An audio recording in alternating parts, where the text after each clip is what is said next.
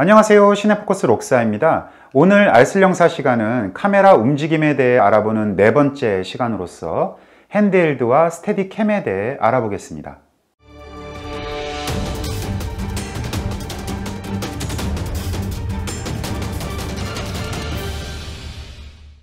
핸드헬드는 카메라를 삼각대에 장착하지 않고 손으로 직접 들고 촬영하는 기법을 말합니다.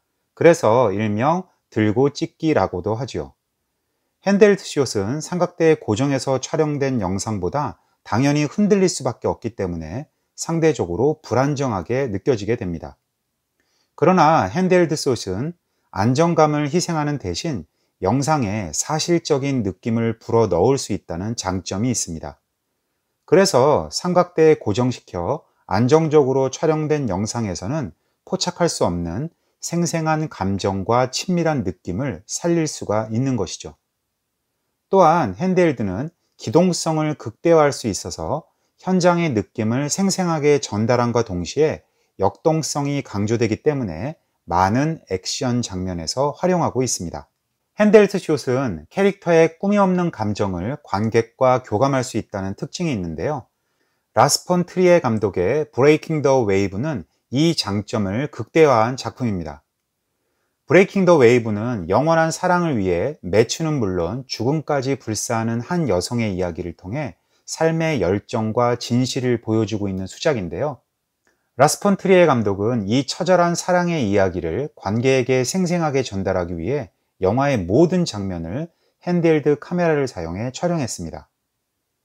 핸드헬드 카메라는 베스가 걸으면 함께 걷고 뛰면 같이 뛰고 멈추면 정지되며 그녀의 절박한 사랑을 관찰자의 시선으로 동행합니다. 2시간이 넘는 러닝타임 내내 핸드헬드 카메라로 찍은 영상은 쉴 새 없이 흔들리고 불안정해서 보는 이에 따라서는 멀미가 날 정도인데요. 그러나 모든 역경을 사랑으로 극복하려는 주인공 베스의 다소 극단적인 감정선을 관객이 올곧이 몰입할 수 있었던 가장 큰 이유는 이 흔들리는 영상 덕분입니다. 라즐로 네메스 감독의 사울의 아들의 오프닝 장면은 핸드헬드의 흔들리는 영상과 롱테이크 기법이 만나 현장감을 증폭시킨 대표적인 예시입니다.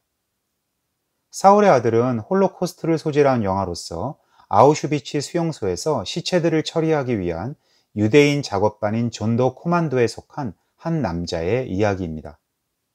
주인공 사울은 어느 날 자신의 아들과 꼭 닮은 죽은 소년을 발견합니다. 사울은 소년의 장례를 치러주기 위해 몇 번의 죽을 고비를 넘기면서도 포기하지 않는 모습을 보여줍니다.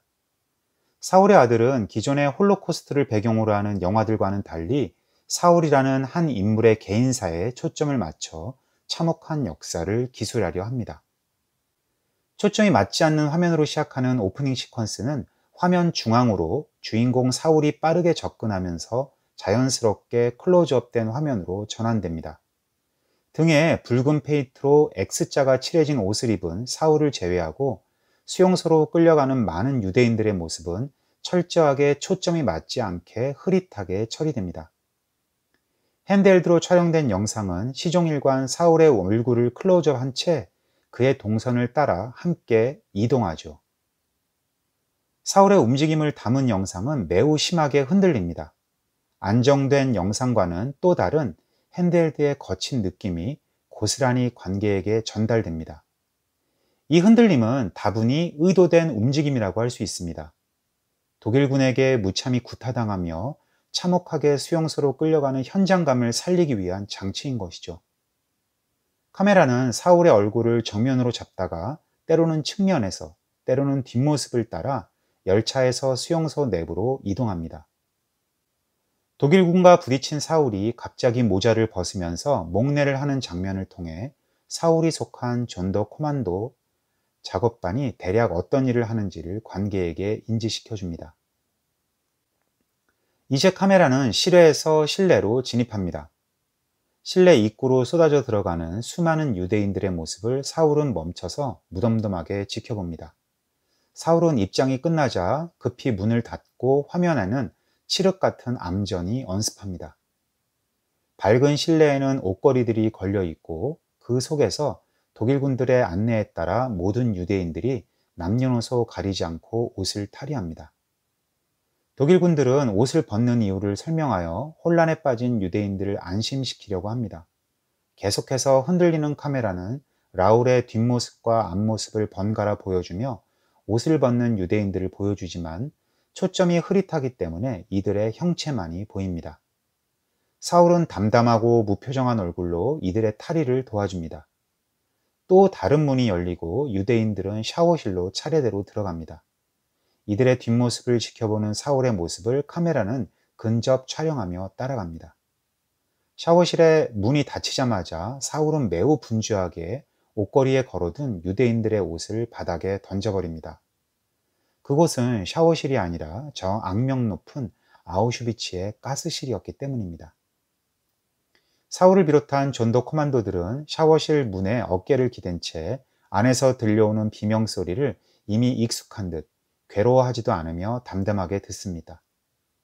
그 흔한 배경음악도 흐르지 않죠. 가스실 기계가 돌아가는 소음과 피를 토하듯 들려오는 절규, 그리고 독일군의 명령 소리만이 거친 음향으로 전해집니다.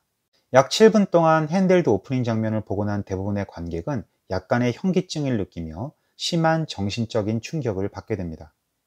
그 첫 번째 이유는 핸델드로 인한 화면의 흔들림 때문이고, 두 번째 이유는 영상이 관객에게 직접 행위에 참여하고 있다는 느낌을 제공하기 때문입니다. 마치 내가 가스실에 끌려가는 유대인이 된 것 같은, 혹은 그들의 비명을 바로 곁에서 듣는 사울이 된 것 같은 착각이 들 정도로 핸델드로 촬영된 영상으로 인해 참혹한 현장이 더 생생하게 다가오게 되는 것이죠. 감독은 이런 현장감과 몰입감을 높이기 위해 107분여에 달하는 상영시간 중 대부분을 3분에서 4분에 이르는 핸드헬드 롱테이크 촬영으로 영화를 구성했습니다.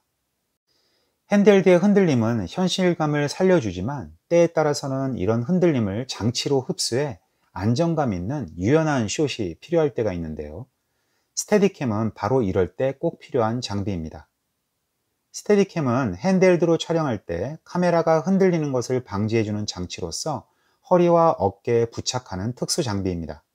진동을 흡수하는 완충기와 수평 유지대가 부착되어 있어 촬영자가 움직여도 그 흔들림을 안정화시켜주는 것이죠.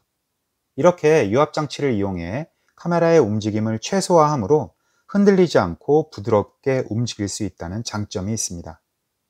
고르지 않은 지면 위를 빠르게 이동할 때, 혹은 추격 장면을 촬영할 때, 또는 레일을 설치하기가 힘든 좁은 골목이나 계단 등에서 사용하면 달리를 사용한 이동 촬영과 유사한 효과를 얻을 수도 있습니다.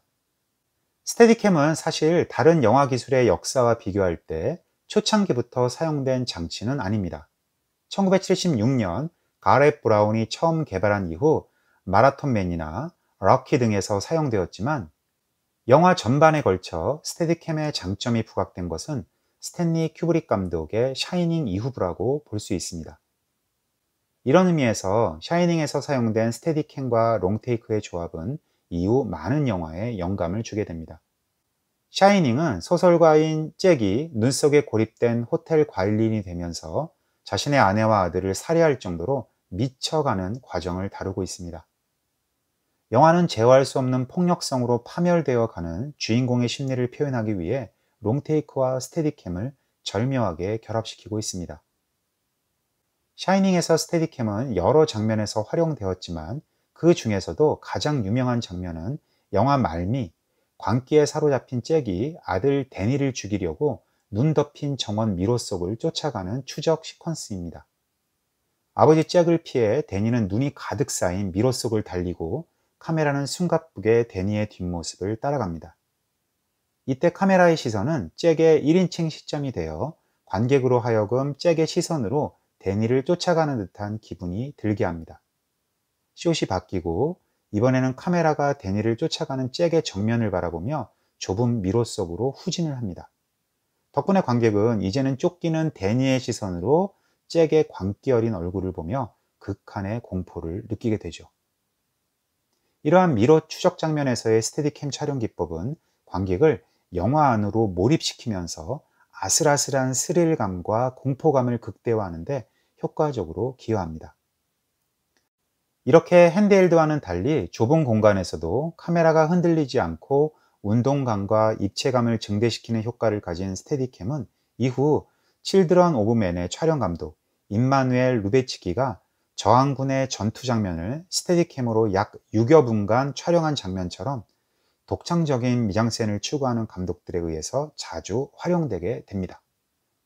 다음 시간에는 크레인과 지미집에 대해 알아보겠습니다. 감사합니다.